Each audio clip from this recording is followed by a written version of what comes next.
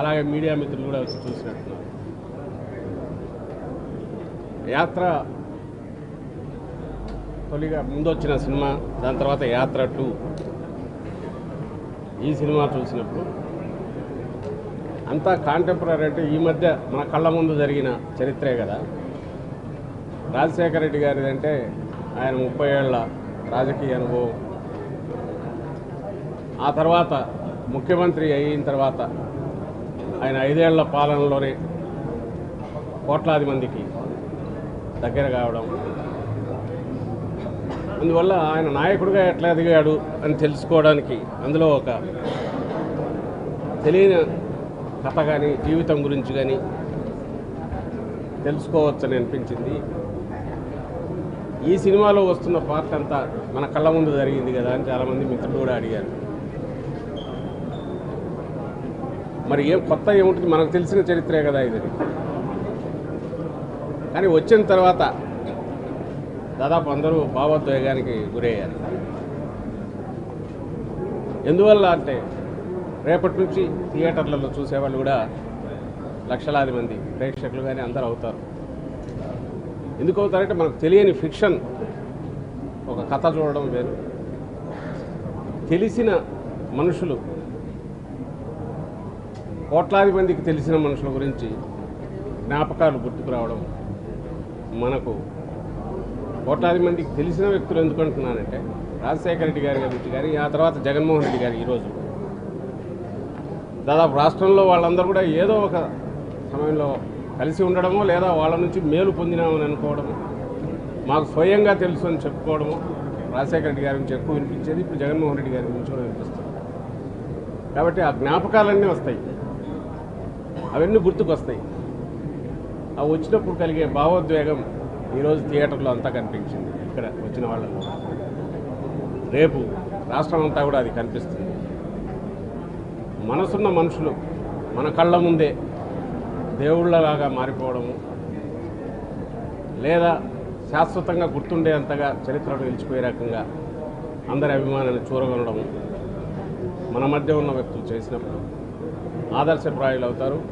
అలాగే మనందరికీ వాళ్ళు పరిచయం ఉన్న వ్యక్తులుగా అనిపిస్తారు. దాని నుంచే మన జ్ఞాపకాలు వస్తాయి. అవన్నీ ఇలాంటి చిత్రాలు చూసినప్పుడు గుర్తుకొస్తాయి. ఇప్పుడు మనం కళ్ళ ముందు జరిగిందే అయినా మనకు తెలియని కొత్త కోణాలు చూపించింది, లేదా మనం ఇంతకుముందు మర్చిపోయినవన్నీ జ్ఞాపకాలు గుర్తుకు తీసుకొచ్చినాయి. అదంతా ఈరోజు ఈ సినిమాలో కనిపించింది. ప్రతి ఒక్కరూ దీన్ని చూశారు, చూడాలని కూడా కోరుకుంటున్నాం.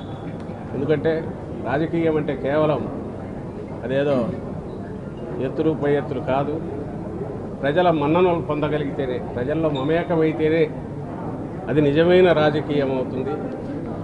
అందుకు సార్థకత కూడా, జీవితానికి సార్థకత ఉంటుంది అని చూపే సినిమాలు ఇలాంటివి మరిన్ని రావాలి. ఇందులో ఆ సందేశం కూడా ఉంది. అందువల్ల ఇది మరింత ఇదిగా అందరూ చూడాలని కోరుకుంటున్నాను. Thank you.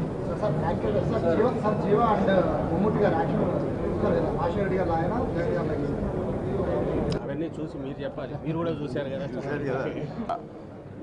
పార్ట్ 2 సినిమా ఈరోజు రివ్యూ చూసాం. ఇది ప్రతి వ్యక్తి కూడా, ఈ సినిమా వీక్షించినటువంటి ప్రతి వ్యక్తి కంట కన్నీరు వచ్చింది. కారణం, మంచి చేసిన వ్యక్తి మన మధ్యలో లేకపోతే, మంచి కోసం ప్రయత్నం చేసిన వ్యక్తి జగన్మోహన్ రెడ్డి పడ్డ కష్టాలని కళ్ళకు కట్టినట్టు చూపించి, ఆయన తీసుకున్న ప్రతి నిర్ణయం వెనక వారి తండ్రి రాజశేఖర రెడ్డి గారి ఆశయం, ఆ ఆశయాని కోసమే తన రాజకీయాల్లోకి వచ్చి ప్రజలకిచ్చిన మాట ఖచ్చితంగా పోషించుకోవడమే రాజకీయమని, రాజకీయాలకి ఒక కొత్త భాష్యాన్ని చెప్పినటువంటి విధంగా ఈ సినిమా పూర్తిగా ఆశాంతం ప్రారంభం నుంచి ముగింపు వరకు కూడా జరిగింది. రాజశేఖర రెడ్డి గారు మరణించిన తర్వాత ఈ రాష్ట్రం ఏ విధంగా చిన్నభిన్నమైంది, ఆ చిన్నభిన్నం కావడానికి కుట్రలు ఎలా జరిగాయి, కుతంత్రాలు ఎలా జరిగాయి, కుటిలత్వాలు ఎలా జరిగాయి, ప్రజలకు మంచి చేస్తానంటే దాన్ని నిరోధించడానికి పలు పార్టీలు ఎలా కలిశాయి, ఆ కలయిక కేవలం మంచి చేస్తానన్న జగన్ గారిని నిరోధించడానికి ఏ విధంగా ప్రయత్నించారు, ఇది చంద్రబాబు నాయుడు గారి పాత్ర కానీ, అటు కేంద్రంలో ఉన్నటువంటి కాంగ్రెస్ పార్టీ పాత్ర కానీ, ఇవన్నీ కూడా చూసిన తర్వాత, వీక్షించిన తర్వాత అందుకే జగన్మోహన్ రెడ్డి గారు ఒక నిజం మాదిరిగా మారిపోయి, నిజం తప్ప అబద్ధం తన నోట రాదు అనేటువంటి ఒక విశ్వాసాన్ని, నమ్మకాన్ని ఎలా ప్రజల దగ్గర పొందారు అనే విషయాన్ని తెలుస్తుంది. నాకు తెలిసినంతవరకు చిత్రాలు చూస్తారు, సినిమాలు చూసినప్పుడు భావోద్వేగానికి గురి కావడానికి ఆ సినిమాలో ఆ పాత్ర పోషించేటువంటి వ్యక్తి పట్ల లేదా ఆ పాత్ర పోషిస్తున్నటువంటి తీరు ప్రతి మనిషిని కలిచివేస్తుంది. అటువంటి అనేక సన్నివేశాలు ఈ సినిమాలో చాలా గొప్పగా చిత్రీకరించారు.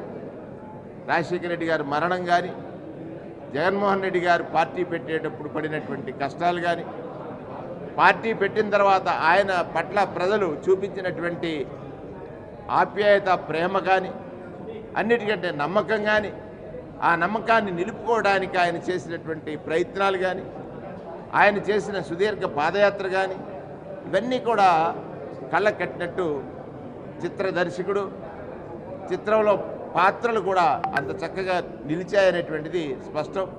ఖచ్చితంగా అందరూ చూడాల్సిన చిత్రం. తెలిసిన కథ, మరొకసారి తెలుసుకోవలసిన కథ, ఎదుటివారికి ఆదర్శంగా నిలిచే కథ యాత్ర 2 కాబోతుందని. ఇది పూర్తి సక్సెస్.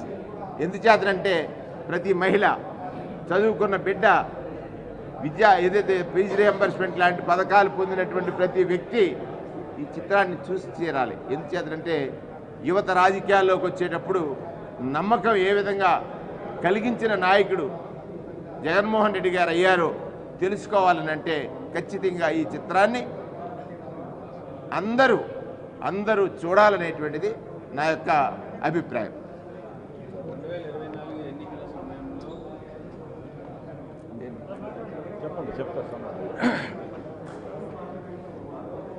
ఈరోజు యాత్ర 2 ప్రీమియర్ షో చూసాం. 30 సంవత్సరాల నుంచి రాజకీయాల్లో ఉన్నా కూడా చాలా అంటే ఆ సినిమాలో ఇమ్మెర్స్ అయ్యి రాజకీయ కుట్రలు ఎలా జరిగినాయి, సమకాలీన రాజకీయాల్లో దుర్మార్గమైన రాజకీయాలు చేసే వ్యక్తులు వాళ్ళ సినిమాలో చూపించడమే కాదు, మనం ప్రతినిత్యం చూస్తూనే ఉన్నాం.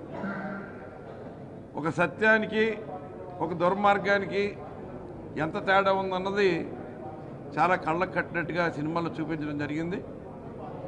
ఎందుకంటే ఒక నాయకుడు ప్రజానాయకుడిగా ఎదగటానికి ఎన్ని ఆటుపోట్లు ఎదుర్కొన్నాడో జగన్మోహన్ రెడ్డి గారు, మరి ఆయన ప్రజా జీవితంలోకి వచ్చిన తర్వాత ఎన్ని కుట్రలను ఎదుర్కోవాల్సి వచ్చిందో, ఎన్ని కుతంత్రాలను ఎదుర్కోవాల్సి వచ్చిందో, ఎన్ని రాజకీయ పార్టీలు కలిసి ఆయన మీద మరి ఏ రకమైన ఒత్తిడి తీసుకొచ్చినా ఎంత నిబ్బరంగా ఉన్నాడు అన్నది మనం కల్లారా జగన్మోహన్ రెడ్డి గారిని చూస్తున్నాం.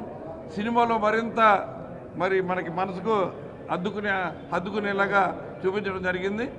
మరి వాళ్ళ ఒక సినిమా చూసినట్టుగా లేదు, ఒక యథార్థమైన జరిగిన సంఘటనల్ని మళ్ళీ ఒకసారి మనం మన్నం చేస్తున్నట్టుగా అనిపించింది నాకు.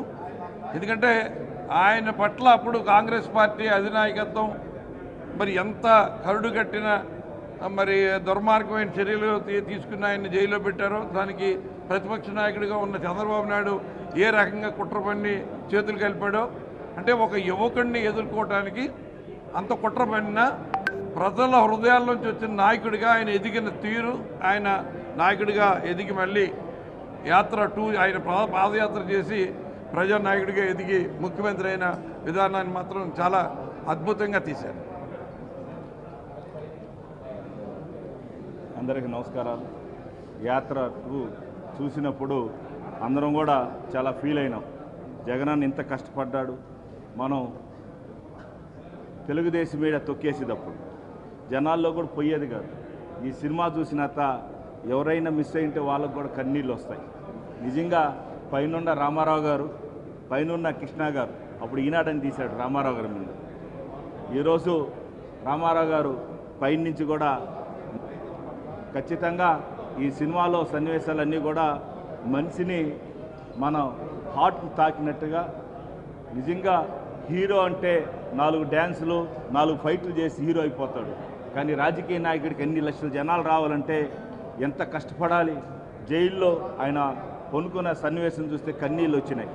నిజంగా ఎంత సుఖంగా ఉండే జగన్మోహన్ రెడ్డి అంత కష్టాలు పడ్డారు.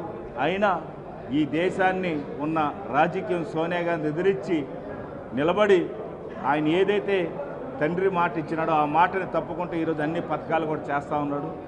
సినిమా తీసిన డైరెక్టర్ గారికి, అదేవిధంగా రాష్ట్ర ప్రజలందరికీ కూడా ఈ సినిమా చాలా అసలుకి సినిమా చూసినంతసేపు ఇంకేం జరుగుతుందనే సన్నివేశాలు వచ్చినాయి.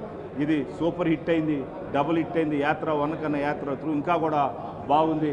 కాబట్టి రాష్ట్రం నుండే పార్టీ సభ్యులు, అదేవిధంగా ప్రజలు అందరూ కూడా ఈరోజు మనం ఫస్ట్ దేవుడు రాజశేఖర రెడ్డి, రెండో దేవుడిగా జగన్మోహన్ రెడ్డి ఈరోజు ఆ సినిమాలో చూసినంత మాకు చాలా ఫీలింగ్ అయింది. కాబట్టి ఈ సినిమా ఇంకా రేపు నుంచి అందరూ ప్రజలు చూసేదానికి అవకాశం ఉందని తెలియజేసుకుంటున్నాను. నమస్తే. జై జగనన్న, జై జై జగన్. ఈరోజు యాత్ర 2 పిక్చర్ చూస్తుంటే రాజశేఖర రెడ్డి గారి మరణం తర్వాత జగనన్న పైన జరిగిన కుట్రలు, అన్ని పార్టీలు కలిసిపోయి కూడా ఆయనని ఎట్లా తొక్కేయాలని చెప్పి, రాజకీయంగా లేకుండా చేయాలని చెప్పి చేసినాయో చాలా ఇమోషనల్గా చూపించడం జరిగింది. ప్రతి ఒక్క సీన్ కూడా నిజం, దాంట్లో ఎక్కడ కూడా తప్పు కానీ లేదంటే ఏదో ఎలివేట్ చేయడానికి కానీ లేకుండా వాస్తవాలకి దగ్గరగా చూపించినందుకు మాహి గారికి, వాళ్ళ టీంని నేను అభినందనలు తెలుపుకుంటున్నా. ఎందుకంటే 2011 నుంచి నా ప్రయాణం కూడా జగన్మోహన్ రెడ్డి గారితోనే ఉంది. కాబట్టి ఆయన ప్రతి అడుగులో కూడా మేము కష్టం చూసినాం.